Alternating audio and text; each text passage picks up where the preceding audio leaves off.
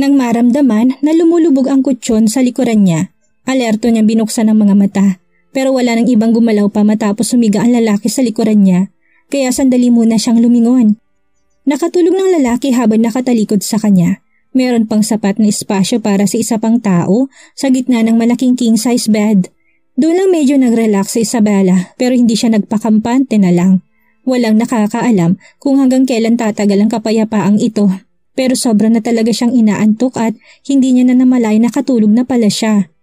Nagising si Almaro dahil sa isang sampal. Bahagyang kumunot ang noo niya at pinagmasdan ng babaeng naka-starfish position sa tabi niya. Wala na rin itong kumot. Napakamot siya sa kanyang noo. Malikot palang matulog ang babaeng ito. Meron biglang naisip si Almaro noong nilalayo niyang kamay ni Isabel at napatitig siya rito. Pagkasinag ng araw sa loob ng kwarto, otomatikong bumukas ng dahan-dahan ang mga kortina at kaagad na nagliwanag ang kwarto.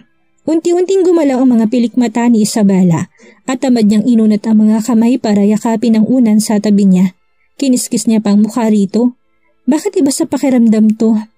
Kaagad na dumilat ang mga mata ni Isabela at kaagad na nanigas ang mga kamay at paa niya nang makita ng malinaw ang lalaki nakahiga sa tabi niya. Tahimik na natutulog si Almaro at naka-stargazer position. Tulog mantikang natutulog na nakatihaya habang nakalapat ang mga kamay sa flat nitong tiyan. Sa kabilang banda, nakakapit naman si Isabela sa kanya na parang octopus. Huminga ng malalim si Isabela. Maingat na inalis ang kanyang mga paa at kamay mula kay Almaro. Mabilis na inalis ang kumot sa kanyang katawan at tumakas. Dahan-dahang binuksan ni Almaro ang mga mata at lumingon sa babaeng nagmamadaling lumabas ng kwarto. Kumurba ang sulok ng kanyang mga labi. Sa Black Gold Group. Naglalakad sina Isabel at Sebastian palabas ng elevator at malinaw sa tingin ni Isabela na iniiwasan niya makipag-eye contact kay Almaro nang masalubong nila ito. Kumalma lang siya ng kaunti nang maisip na baka hindi nito alam ang nangyari kaninang umaga. Lalabas ka? Medyo nakataas ang kilay ni Almaro nang tingnan siya. Ngumiti si Isabela. Oo, pupunta kami sa Louis Jewelry. Hindi namin pwedeng sayangin ang ginastos mong pera. Nang dumaan si Isabela sa gilid ni Almaro, bahagyang kumibot ang mga labi nito at mahinang sinabi. Hindi mo pa ako pinagsasamantalahan para sa wala. Nanginig ang buong katawan ni Isabela, lumingon siya sa lalaking papasok ng elevator at nagpakagat sa kanyang labi. Bella? Nakatitig sa kanya si Sebastian, bumalik sa sarili si Isabela, yumukot mabilis na umalis. Tara na. Sumandal si Isabela sa bintana ng sasakyan, nakasuportang isang kamay niya sa kanyang ulo. Makikita sa mukha niyang kanyang pagkairita. Alam ng lalaki na yun ang nangyari. Gusto ko talagang putulin ang mga kamay at paa ko. Bakit ako kumapit sa kanya? Sinulyapan siya ni Sebastian at ngumiti. Kayo na ba ni Mr. McBride? Hindi kumunot ang noo ni Isabela. Meron ngang relasyon sa kanya mga bata pero wala akong kaugnayan sa kanya. Kahit na sa McBride Mansion ako nakatira, wala akong balak na magkaroon ng relasyon sa kanya. Bella, kahit na hindi ko alam ang nangyari sa inyong dalawa ni Mr. McBride, kailangan pa din ng mga anak mong kumpletong pamilya. Sumilip si Isabela sa labas ng bintana. Alam ko, pero hindi ko masasabi yan. Hindi ko masasabi na kaya talagang bigyan ni Almaro ng seguridad ang mga bata. Naintindihan kong kailangan ng tatay ng mga bata ngayon dahil mga bata pa sila. Pero paano kung mag-uwi ng isa o dalawang anak sa labas ni Almaro, katulad ng ginawa ng tatay ko? Ayaw ko maranasan ng mga anak kong naranasan ko nung bata ako. Alam ni Sebastian kung anong inaalala ni Isabel at nakangiting sinabi. Bella, naintindihan ko kung tingin mo rito. Natatakot kang matulad ka sa nanay mo. Hindi nagsalita si Isabela. Pumikit ang mga mata ni Sebastian. Ang totoo, hindi mo dapat isipin na lahat ng lalaki sa mundo ay gago dahil sa tatay mo. Ibubunyag naman ng oras ang lahat dahil binibigyan mo na rin ng pagkakataon ng sarili mo. Bakit hindi mo siya bigyan ng pagkakataon? Huminto ang kotse sa harap ng Louis Jewelry. Sabay na bumaba si Sebastian at Isabel at naglakad papunta sa main entrance. Ang Louis Jewelry ang pinakamalaking jewelry company sa Sklukova. Ang mga subsidiaries nito ay nasa top 10 ng bansa. Sino man na gustong pumunta sa tuktok na industriya ay kailangang magkaroon ng partnership sa kanila. Karamihan sa mga materyales na ginagamit ng Louis ay minomonopolyo. Ang rough diamonds at opals na ginagamit nila hindi mahahanap sa iba. Pero hindi lahat ay pwedeng maging best supplier ng rough stones dahil sa requirements sa presyo at kalidad nito. Lumapit si Sebastian sa front desk para sabihan ng staff sa kanilang pagdating. Nang makumpirmang kanilang identity, dinala sila sa VIP lounge. Merong 2 tao sa VIP lounge na mukhang galing sa ibang company. Maupo muna kayo, babalikan namin kayo mamaya. Naglakad sina Sebastian at Isabela papunta sa kabilang couch at naupo nang umalis ng staff. Ang babae nakaupo sa tapat nila ay naglalagay ng lipstick habang merong hawak na salamin. Sandali niyang tinitigan sina Sebastian at Isabela. Tinabi ang kanyang lipstick at saka ngumiti. Gusto niya rin makatrabahong Luis, no? Saan kayo galing? Magalang na tumango si Sebastian at ngumiti. Galing kami sa Soul Jewelry Studio. Soul Jewelry Studio? Tiningnan ng babae ang lalaking katabi niya, umirap at saka tumawa. Hindi ko pa naririnig ang kumpanyang yan. Kinuha ni Isabel ang baso ng tubig at uminom ng konti. Tumayong babae at lumapit sa kanila. Ang Louis ang pinakamalaking jewelry company sa Sklokova. Paano mo nagawang mangarap na makatrabaho sila kung walang nakakakilala sa inyo? Hindi pa naririnig ng La Cristala Group ang Soul Jewelry Studio na sinasabi mo. Nagsisinungaling ba kayo? La Cristala? Kumunot ang noon Isabela. Cristala ang ibig sabihin ng La Cristala, isang jewelry company na kasing sikat ng Akira & Co. Pero hindi niya inasahang interesado rin silang makipag-partner sa Louis. Dahil lang hindi mo narinig ang tungkol sa amin, hindi ibig sabihin na hindi na kami totoo. Binaba ni Isabela ang baso at walang ganang nagtanong. Pero galing ka sa La Cristala, humalakip-kip ang babae. Hindi mo pa ba narinig ang tungkol sa akin dati? Ako si Crystal Argente. Pagmamayari ng pamilya kong La Cristala. Kumunot ang noon ni Sebastian. Anak ka ni Salvador Argente? Mumaling ang tingin sa kanya ni Crystal. Kilala mo ang tatay ko? Hindi. Kahit na kilala niya ito, ayaw niya itong aminin. Tinitigan sila ni Crystal. Sa tingin ko nga sikat ang tatay ko sa industriya. Paano niya makikilala ng isang katulad mo? Pagkalipas ng ilang sandali, isang babaeng pumasok at tiningnan ang mga hawak niyang dokumento. Miss Argente, sumunod kayo sa akin. Nang makita na bigyan siya ng slot, nginitian sila ni Crystal. Pasensya na, mas malaki ang pagkakataon ng La Cristala na makatrabaho ang Louis.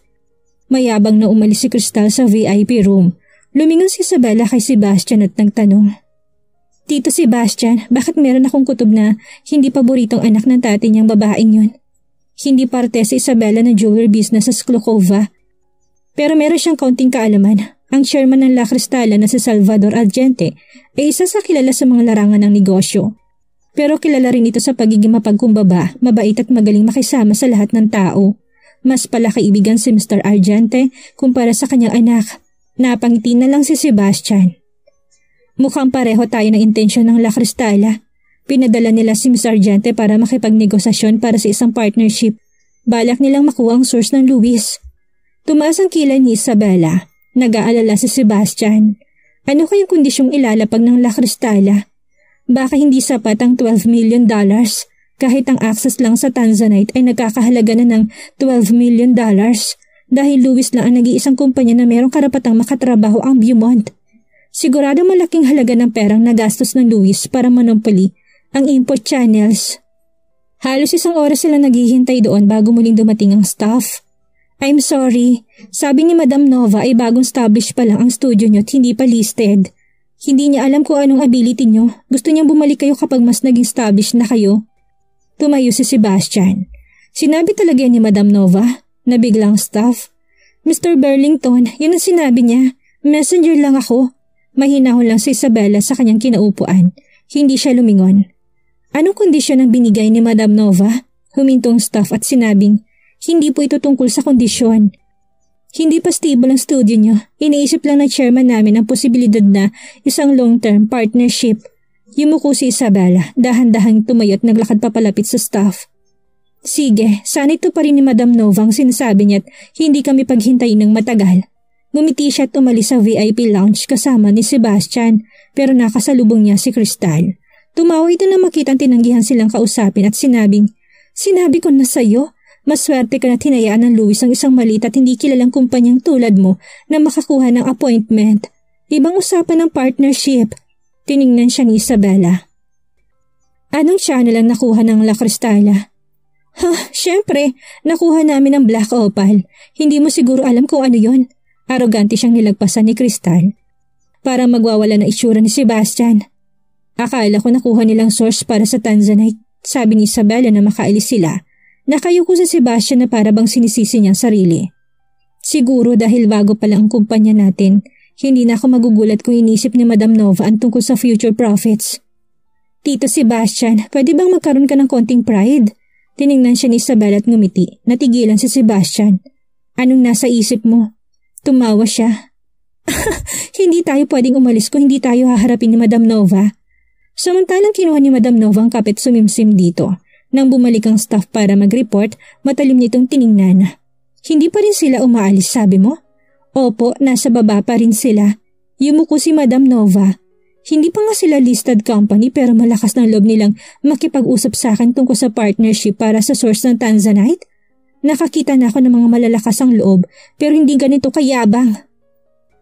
Gusto niyo bang i-escort ko sila palabas? Sabi ng staff. Binaba niyang tasa. Kung palalabasin natin sila, magmumukhang hindi natin tinrato ng maayos sa mga bisita natin. Hindi sila gumawa ng eksena kung palalayasin nilang mga ito dahil lang sa bago silang kumpanya. Sasabihin ng mga tao na minamalit ng Luis sa mga bagong kumpanya. Hayaan mo silang maghintay kung yun ang gusto nila. Pagkatapos ng isa pang oras, bumalik ang staff para mag-report. Pero hindi yun pinansin ni Madam Nova. Pagsapit ng hapon, bumalik ang staff para muling mag-report. Hindi pa rin sila umaalis. Nag-order sila ng pagkain. Mukhang balak nila magpalipas ng gabi dito. Hindi na pwedeng maupo na lang si Madam Nova katulad ng una niyang plano. Inikot niya ang kanyang wheelchair. Dalhin mo ko sa kanila. Minalit niyang tiyaga ng mga empleyado ng maliit na kumpanya. Yung sigurong dahilan kung bakit siya nagtataka. Gusto niya makita kung gaano kalakas ang loob ng maliit na kumpanyang ito. Hindi sila nahihiya. Ayaw nilang umalis kahit na ayaw silang makita ni Madam Nova. Mahihiya ako magstay kung ako yan. Nag-order pa sila ng pagkain. Akala ba nila'y bahay nila to? Ilang empleyado nagbubulungan at nagtatawanan na dumaan sila sa VIP room. Hindi to pinansin ni Isabela. Nagsuot siya ng gloves at sinimulang kainin ang kanyang lobster.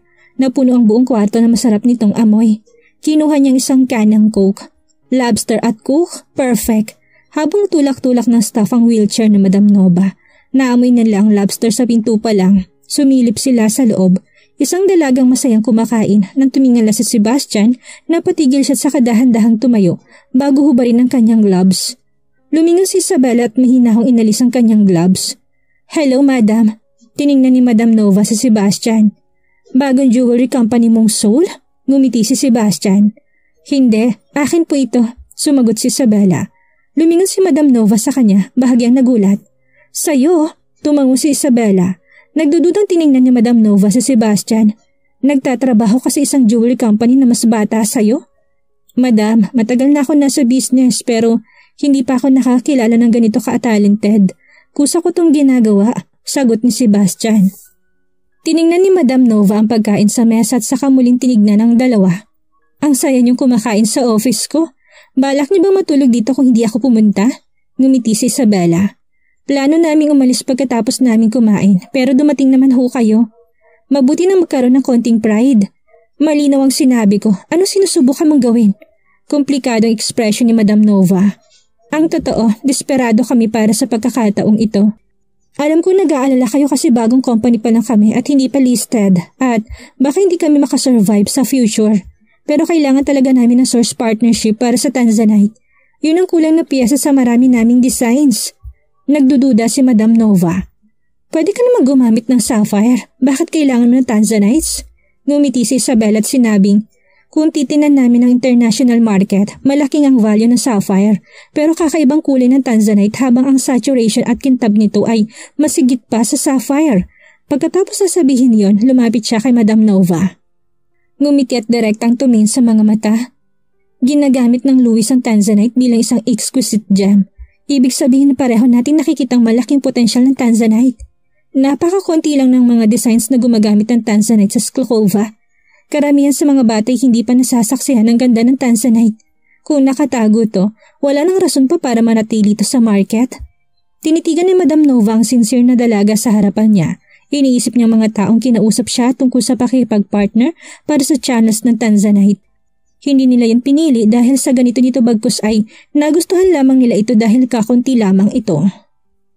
Limitado lang ang dami na pwedeng mami ng Tanzanite. Wala nang matitira pa sa mga susunod na dekada at kapag nangyari yon, malalagpasan itong halaga ng sapphires.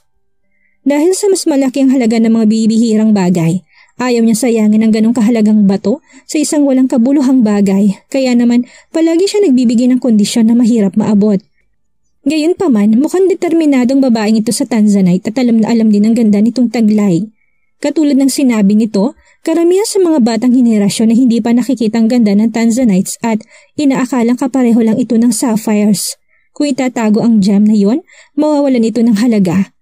Huminga siya ng malalim at sinabing, "Convincing ka, pero meron pang isang bagay na hindi mo pa ako nakukumbinse." Nagtataka si Isabela. Seryosong sinabi ni Madam Nova, "Kahit na kaya kong ibigay sa iyong mga Tanzanites, anong magagawa mo para maging meaningful ang existence nito?" Ngumiti si Isabela. "Hindi ba't ang gawing top jewel ang Tanzanite sa industriya? Sa loob ng isang taon ay sapat ng meaning? Malakas talagang loob mo, kahit ako'y walang lakas ang loob para sabihin na kaya ko yung gawin." Tinitigan siya ni Madam Nova. Kampante talagang dalagang ito. "Bakit hindi niyo ko bigyan ng isang buwan? Kung maibebenta ang design ko sa pinakamataas na presyo sa auction ng Somerton Jewelry sa susunod na buwan, pag-iisipan niyo bang pahabain ng kontrata? Isa ka lang bata na walang reputasyon. Bakit isasama ng Somerton sa auction ng design mo? Bakit hindi? Malalaman niyo kapag dumating ng oras na yon." Umarting inosente si Isabela. Pinagmasdan siya ni Madam Nova. Mukhang tusong babaeng ito, pero hindi siya nakakairita. Nang umalis sila sa Louis, natuwa si Sebastian na makitang tuwa ni Isabela sa 1-month contract na nakuha nila. Gayunpaman merong sumagi sa kanyang isipan at hindi niya napigilang magtanong. "Bakit hindi mo sinabi sa kanya na ikaw si Vera?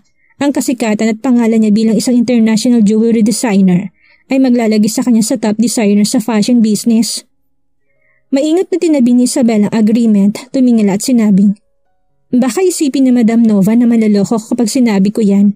Sikat nga ang world-renowned jewelry designer pero meron na bang nakakita sa kanya noon?" Nang makabalik sila sa Black Gold, masayang naglakad si Isabela papunta sa kanyang opisina. Ngunit nang makita niyang lalaki naghihintay doon, nag-aalinlangan siya. Nakaupo doon si Almaro, nakakrus sa mga binti habang nakasuot na isang high-end black suit na merong peacock blue tie sa kanyang kwelyo. Malalim at malinaw ang kontur ng kanyang mukha kahit na konti lang ang liwanag na sumisilip sa mga kortina. Parang ilusyon ang mukhang iyon sa sobrang ganda. Tinignan siya ni Almaro. "Nakabalik ka na." Umiwas siya ng tingin at naglakad habang hawak ang agreement. "Marami kang libreng oras, Mr. McBride. Narinig kong nagsayang ka ng kalahating araw sa Louis Jewelry bago makausap si Madam Nova. Meron ka bang kamera?"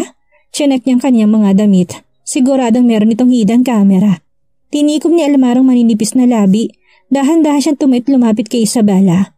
"Bakit hindi mo sinabi sa kanya na parte ka ng Black Gold Group? Ang isang bagong kumpanya na gusto ng partnership sa Louis ay posibleng maliitin dahil hindi alam ng Louis ang kakayahan nito. Pero kung isa itong kumpanyang nasa ilalim ng Black Gold Group, pwede itong pag-isipan ng Louis dahil meron itong financial backing." Nilapag ni Isabela ang agreement sa desk at sumandal dito. "Bakit ko naman dapat sabihin na parte ako ng Black Gold?" Nilapat ni Almarong isang palad sa desk at hinila si Isabela papunta sa kanya. "Bakit hindi mo ipagmalaki? Nahihiya ba itong ipagmalaki siya? Si Almaro McBride?" Tinulak ni Isabela ang balikat ni Almaro at gamit ang isang daliri. "Hindi sa ayaw kitang ipagmalaki pero masyado ka malaking distraction." Hinawakan ni Almarong kamay niya. Nanginig si Isabela at sinubukang bawiin yon, pero mahigpit ang hawak ni Almaro. Nang makitang nakatingin si Almaro sa mga labi niya, merong napansin si Isabela at nagawang matakpan ng kamay ang mga labi niya nang lumapit si Almaro. "Nasa opisina tayo." Naningkit ang mga mata ni Almaro, ngunit tumalim ang kanyang mga mata. Kinilabutan siya sa init na nagmumula sa kamay niya. Binawi niyang kamay at gulat na tinignan si Almaro. "Manyak! Ang lala ng lalaking to. Anong sabi mo?" Natutuwa si Almaro sa pumumula ni Isabela. Biglang kinuha ni Isabela ang mga dokumento sa desk at hinampas ito kay Almaro. "Sira ulo, manyak, tarantado!" Walang nararamdaman si Almaro habang hinahampas siya ni Isabela ng mga papel. Tumawa lang siya. Ang tanging nakikita niya lang ay isang galit na pusa. "Mr. McBride!" Pumasok sa pinto si Sam pero muntik nang matamaan ang binatong mga dokumento ni Isabela. Nagawa niya itong masalo gamit ang mabilis niyang kamay. Meron ba akong nagawa? Nabigla si Sam. Bakit siya biglang inaatake? Lumingon sa kanya si Almaro. Ano yun? Nakabalik na si Mr. McBride Sr. sa Bashborge.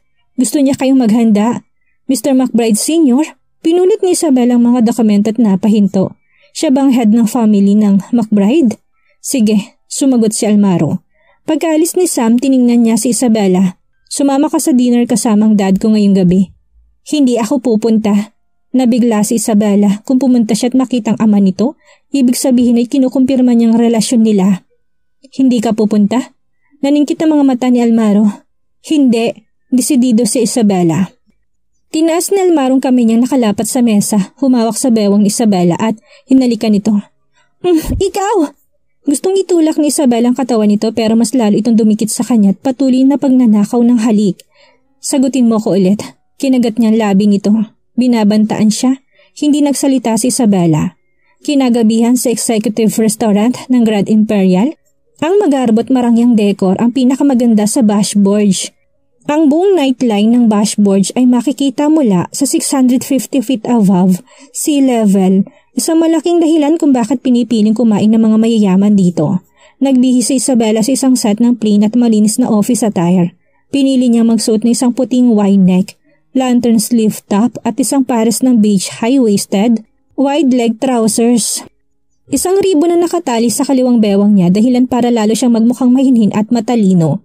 Mukha lang itong simple pero hindi ito nawawala ng fashion sense. Dinala sila ng waiter sa isang private room habang dalawang bodyguard na nakaitim ay naghintay sa labas ng pinto. Mr. McBride, tumango ang dalawang bodyguard kay Almaro at binuksan ang pinto.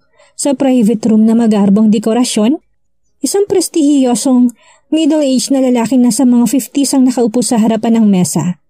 Sa tindi ng dating ng lalaki, karapat-dapat lang para sa ama ni Almaro. Gayunpaman, matagal na mayaman at kilalang pamilya ang mga McBride, kaya siguradong mataas din ang standard nila para sa kanilang manugang na babae. Inaasahan nila na kahit papaano ay anak ng isang royal family o tagapagmana ng isang consortium ang kanilang magiging manugang. Nilapat ni Almaro mga braso sa bewang ni Isabela at giniya siya nito palapit. Dad, kasama ko ng manugang niyo. Nagulat si Isabela. Ano? Pinagmasdan ni Mr. McBride Sr. ang itsura ni Isabela, dahilan para humigpit ang pagkakahawak ni Isabela sa kanyang handbag, pero pinilit niya pa ring magmukhang kalmado. Ikinagagalak kung makilala kayo, Mr. McBride. Wala akong pakialam kung magugustuhan niya ako hindi. Hindi ko naman balak na magpakasal sa mga McBride at maging Mrs. McBride. Mas gugustuhin ko pang hindi niya ako magustuhan. Kung babayaran niya ako ng $15 million para layuan ang anak niya, papayag ka agad ako. Kinaway ni Mr. McBride Sr. ang kanyang kamay. Maupo ka, huwag kang mahiya. Lumapit si Isabela at naupo. Tinitigan siya ni Mr. McBride Sr. Hindi ako makapaniwala na nagsilang ka na 3 anak para kay Almaro. Mahigpit na nakatikom ang mga labi ni Isabela habang ang mga kilay naman niya ay hindi mapigilang magsalubong. Ang mga bata lang bang iniisip ni Mr. McBride Sr.? Posible kayang plano niya makipaglaban para sa custody? Siguradong marami kang hirap na pinagdaanan para magsilang ng mga bata para sa lalaking ito. Maswerte ang anak ko na merong nagkagusto sa kanyang isang desenteng babae. Muling nagulat si Isabela. Ano? Nakatulala siya sa harapan ni Mr. McBride Sr. Nasaan ang corny na cliche na hinihintay ko? Hindi ba dapat ay nagsimula ng usapan sa babayaran kita ng $15 million para layuan ang anak ko? Naningkit ang mga mata ni Almaro kahit gaano pa ako kasama. Kaya ko pa rin gumawa sa akin. Kung alam ko lang na magkakaroon ako ng isang suwail na anak na 30 binabalak magkapamilya, matagal na kitang sinakal. Nainis na sabi ni Mr. McBride Sr. Dahan-dahang binaling ni Isabela ang tingin kay Mr. McBride. Mr. McBride! Ang tinaas ni Mr. McBride Sr. ang kanyang kamay, pinuto lang sasabihin ni Isabela at saka may hinahong sinabi. Ayos lang, kakampihan kita kapag mayroong ginawang masama sa'yo ang batang ito balang araw. Binigyan mo ng 3 tagapagmana ang pamilya namin kaya ikaw ang tagapagligtas ng mga McBride. Kung hindi dahil sa'yo, matatapos ang legacy ng pamilya namin sa batang ito. Tinikom ni Isabela ang mga labit hindi na nagsalita. Kagalang-galang ang mga itsura ni Mr. McBride katulad ng inaasahan ko. Pero hindi ko inakalang ganito rin pala siya sa likod ng kagalang-galang niyang presensya. Nagulat din ako nung gustong-gusto niya ako. Bata pa lang nung mamatay ang nanay ni Almaro. Rebelde ang batang ito't hindi kailanman nakinig sa sinasabi ko. Masaya ako na meron na nagkokontrol sa kanya ngayon. Bumuntong hininga si Mr. McBride Sr. Meron siyang naisip bago muling tumawa. Nakita ko sina Asher at Diana. Akala ko yung mga anak sila ni Almaro nung una ko silang nakita. Hindi ko inakalang totoo pala yun. Mabilis silang lumalaki. Tinitigan ni Isabel ang lalaki. Base sa expression niya, totoo ang pagmamahal niya para kina Asher at Diana. Sandaling namangha si Isabella dito. Isabella Taylor, ang pangalan mo tama ba? Opo, blanko napatango si Isabella. Ngumiti si Mr. McBride. Kung ganon, Bella nang itatawag ko sa'yo simula ngayon. Oo nga pala, meron akong regalo para sa'yo. Mr. McBride, hindi na po kailangan. Hindi na po dapat kayo gumastos. Nataranta si Isabella. Paano niya magagawang tumanggap ng regalo mula sa mas matanda sa kanya? Nilabas na ni Mr. McBride Sr. ang isang brocade box at dahan-dahan itong binuksan. Hindi ko alam kung magugustuhan mo ito. Isang mamahaling jade bracelet ang nasa loob ng box. Tiningnan itong mabuti ni Isabel at bigla siyang natigilan. Isa ba itong Imperial Jade? Nagliwanag ang mga mata ni Mr. McBride. Oh, alam mong ganitong klase ng jade. Kumibot ang mga sulok ng labi ni Almaro. Dad, jewelry designer si Bella, kaya alam niyang tungkol sa mga alahas. Kaya palang galing niyang kumilatis. Napakabihira na Imperial Jade na ito. Heirloom ito ng pamilya namin at naiwang dowry ng nanay ni Almaro. Sinabi niya sa akin ibigay ko ito sa mapapangasawa ni Almaro. Matapos marinig ang paliwanag ni Mr. McBride Sr., pakaramdam ni Isabella hindi niya matatanggap ang regalo. Mr. McBride, napakahalaga na Imperial Jade na ito. Hindi ko ito matatanggap. Bakit may babalik ang regalo sa'yo? Ako na muna magtatabi. Almaro! Lumingon si Isabella, tiningnan ito ng masama. Pinagmasdan sila ni Mr. McBride Sr. at saka tumawa. Mga bata pa kayo. Meron pang oras para magkasundo kayong dalawa. Lalo na't kilalang kilala kong anak ko. At alam kong hindi lahat ng babae ay kaya siyang kontrolin. Gusto nang lumubog ni Isabella sa lupa. Walang gustong kumontrol sa kanya. Hindi ayaw kong gawin yon. Malalim ng gabi nang makabalik sila sa McBride Mansion pagkatapos ng dinner nila. Kasama si Mr. McBride Sr. Nakangising lumapit si Mr. Robinson nang makita siya ni Mr. McBride Sr. Mr. McBride, umuwi na kayo. Oo, umuwi ako para makita ang mga apo ko. Lolo! Bumaba sa hagdan si Diana kasama ni Asher at masayang tumakbo papalapit kay Mr. McBride Sr. Nang makita niya ito, lumuhod si Mr. McBride Sr. para yakapin ng mga bata. Oh, bumigat ng batang ito ha? Hindi kaya? Suminghal si Diana nang makita ni Mr. McBride Sr. si Theodore na kamukhang kamukha ni Asher. Nakangiti niya itong kinawayan. Halika, lumapit ka. Lumapit si Theodore kay Mr. McBride Sr. Oh, kamukhang kamukha mo si Asher. Kaya pala hindi napansin ng tatay niyo na nagpalit kayo ng kapatid mo. Nagdalawang isip si Theodore bago bumati. Hi, Lolo! Pinalibutan ng 3 paslit si Mr. McBride Sr. Habang puno ng saya naman silang tinitingnan ito. Si Isabella naman hindi mapigilang manlambot ng mga mata nang makitang masayang eksena sa harapan niya. Nararamdaman kong tuwa sa McBride Mansion na hindi ko kailanman naramdaman sa Taylor Manor. Ganito ba kapag masaya ang isang pamilya? Lumingon sa kanya si Almaro at dumilim ang kanyang mga mata. Lumabas ng banyo si Isabella pagkatapos mag-shower. Nang bubuksan na niyang ilaw sa kwarto, pinulupot ni Almaro ang mga kamay sa kanya. Inikot siya at inihiga sa kama. Ah, Almaro McBride, anong ginagawa mo? Pinipilit ko mawala ni Isabella sa katawan nitong nakapatong sa kanya. Naningkit ang mga mata ni Almaro, hinawakan ang kanyang kamay at hinalikan ang likod nito. Tuwang-tuwa sa yung daddy ko. Umiwas ng tingin si Isabella. Ano naman? Dapat mo makita na hindi lang natutuwa ang dad ko sa'yo, pero mahal na mahal niya rin ang mga bata. Hinaplos ni Almarong pisngin ni Isabella. Bella, hindi ka sasaktan ng mga McBride. Hindi kita sasaktan. Bahagyang gumalaw ang mga pilik mata ni Isabella. Sa totoo lang, ang sarap sa pakiramdam nun pero hindi pa rin niya kayang buksan ang puso niya para sa kanino man. Almaro, baka hindi mo yan maisip kung hindi dahil sa 3 bata. May hinahong tanong ni Isabella. Madilim ang mga mata ni Almaro habang tinititigan si Isabella. Nakipagtitigan si Isabella sa kanya. Aksidente lang ang nangyari 6 years ago. Oo nga't, aksidente nga siguro para sa yung nangyari. Tumitig si Almaro sa mga mata ni Isabella at may hinaw ng kanyang tono. Pero hindi para sa akin. Hindi ako magbibigay ng sobrang effort para hanapin siya kung aksidente lang ang tingin ko sa nangyari. Pwede ko rin sabihin na ang taong naglagay ng gamot sa inumin ko noon ang siyang nagdala sa akin sa isang babaeng nagbigay sa akin ng isang mainit na gabi 6 na taon na nakakaraan. Ang angkin niyang ganda, bango, hindi ko makakalimutan ang mga detalye noon. Matagal na ako nasa business circle at hindi na mabilang magagandang babaeng nakilala ko. Hindi pa ako nakatagpo ng babaeng kaya kong bigyan ng ganong katinding pakiramdam. Isang bagay yun na hindi kayang magawa ni Amor. May hinang pinisil ni Almaro ang baba ni Isabel at tinaplos ang mapupula nitong labi. Kahit na 6 na taong nasa tabi ko si Amor, walang nangyari sa amin. Dahil ang babae nakasama ko ng gabing iyon ang tanging kayang magpawala sa kontrol ko. Hindi niya kaya yun. Natakot si Isabela? Nilalandi niya ba ako?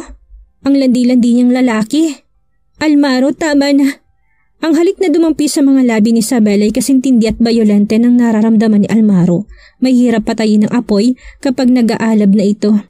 Hindi mo ba nararamdaman yun? Niluwagan ni Almaro ang pagkakahawak niya at mahinang nagsalita habang dumadampi ang mainit niyang hininga sa mga pisngi ni Isabela. Almaro, bitawan mo muna ako. Natataranta siyang tinulak palayo ni Isabela, ngunit hindi siya makagalaw dahil sa nakapatong nitong dibdib sa kanya. Nagwawala ang buong pagkatao ni Isabela dahil sa halik. Mahigpit niyang kinawelyuhan si Almaro gamit ang mahaba niyang daliri. Ang init ng katawan niya, natataranta siya sa unti-unting pagkawala ng kanyang kontrol. Kaya nagpumigla siya at malabong sinabi, Almaro McBride, hindi mo dapat ako hawakan. Huwag kang gumalaw. Hininaan ni Almaro ang kanyang boses at medyo malat ito kung pakikinggan. Nagliliyab ang mga mata niya nakatitig lang kay Isabela. Wala akong gagawin sa'yo, pero dapat mo kong bigyan ng konting experience. Hinalikan niya ulit si Isabela pagkatapos sabihin yon. Medyo nakakahiya ang lahat na nangyari sa tahimik na kwarto. Nagsimula ito sa pagpupumiglas ni Isabela. Ngunit unti-unti rin siyang sumuko. Mayroon pang sandali kung saan parang malapit na siyang bumigay. Ang bracelet na binigay sa'yo ni Dad, itabi mo ng maayos. Mahinang boses niya at parang pilit ang kanyang tono, saka siya tumayo. Binitawan si Isabela, inayos ang kanyang damit at umalis sa kwarto. Naiwan si Isabela nakahiga sa kama, nakatulala at nakatitig sa kisame habang iniisip ang nangyari. Muntik na akong bumigay.